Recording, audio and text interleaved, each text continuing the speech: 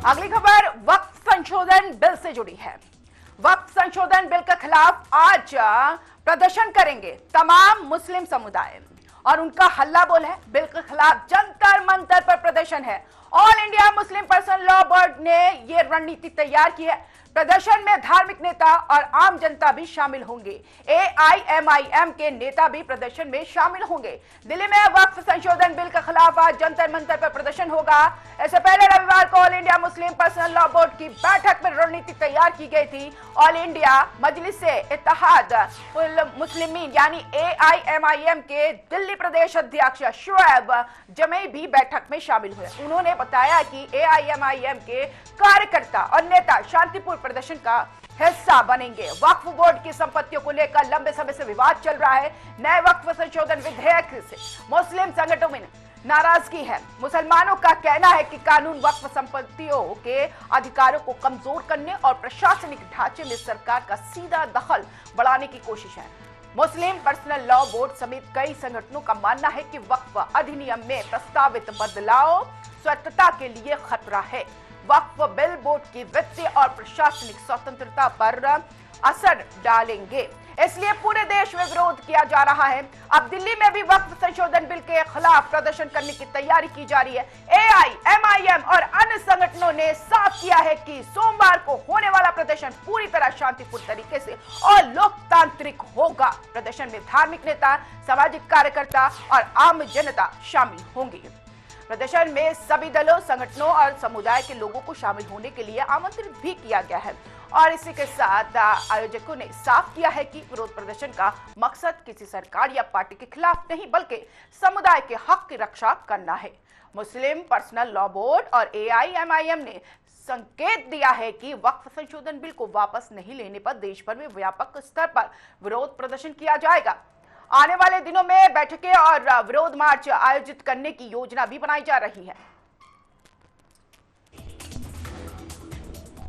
ये बात कही थी और अब फिर रिपीट करता हूं कि अगर ये बिल मंजूर हो गया तो हमने ये फैसला किया है कि हम एक देशव्यापी अभियान छेड़ेंगे इसके खिलाफ।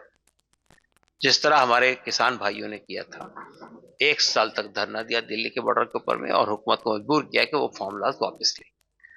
ये हमारा डेमोक्रेटिक राइट है कि हम पब्लिक के पास जाएं और पब्लिक से कहें कि अपने हक को हासिल करने के लिए हमने अपनी आज़ादी में भी यही किया था, हमने भी यानी गांधी जी ने भी यही किया और लोगों ने भी यही किया। तो हम जो कुछ करेंगे वो with in the framework of constitution करेंगे और सरकार को सुनने पे मजबूर करेंगे हमारी बात। ऐसे बहुत सारी खामियां हैं वक्फ बोर्ड में और उन खामियों को दूर करने के लिए और वक्फ बोर्ड का कामकाज ट्रांसपेरेंट हो, इसके लिए एक पूरी व्यवस्था की गई है। सुधार का एक कार्यक्रम शुरू किया गया और इस सुधार के कार्यक्रम से आम मुसलमान कहीं से इसका विरोध नहीं कर रहा है, कहीं से भी उसका वो प्रभावित भी नहीं है। ये चंद जो दुकानदार हैं, उन दुकानदारों का विरोध है। उन दुकानदारों के विरोध की हम कोई परवाह नहीं करते। सेंट्रल गवर्नमेंट ने तय किया है, इसके ऊपर एक संसद की संयुक्त समिति थी, उसने भी फैसला ले लिया और उस फैसले के बाद वक्फ बोर्ड में निश्चित तौर पर सुधार होगा और एक ट्रांसपेरेंट व्यवस्था होगी ताकि जो बड़े बड़े दुकानदार जो अपना धंधा चला रहे हैं उनका धंधा हमेशा के लिए चौपट हो जाए।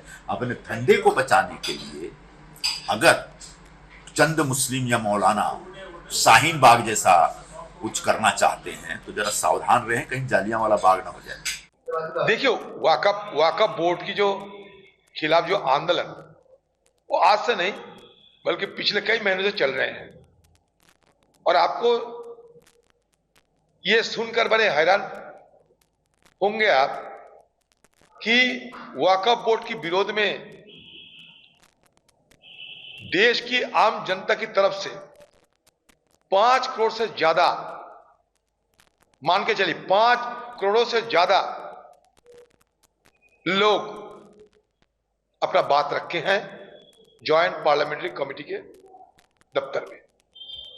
ये जबरदस्ती ये देश की जो अल्प समुदाय है उनकी जो धार्मिक जो अधिकार, ये अधिकार को छीनने की कोशिश किए जा रहे हैं। देखिए, धमकी देने का काम आतंकवादी करते हैं और भारत किसी की धमकियों में नहीं आता।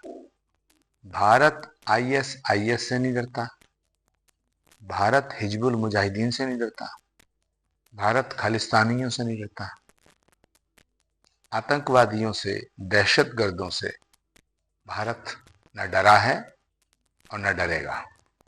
तो मैं all India personal law board के तमाम इज्जतमाब जिम्मेदार लोगों से ये गुजारिश करना चाहता हूं कि इस मुल्क को डराने की कोशिश ना करें। ये मुल्क आपका है,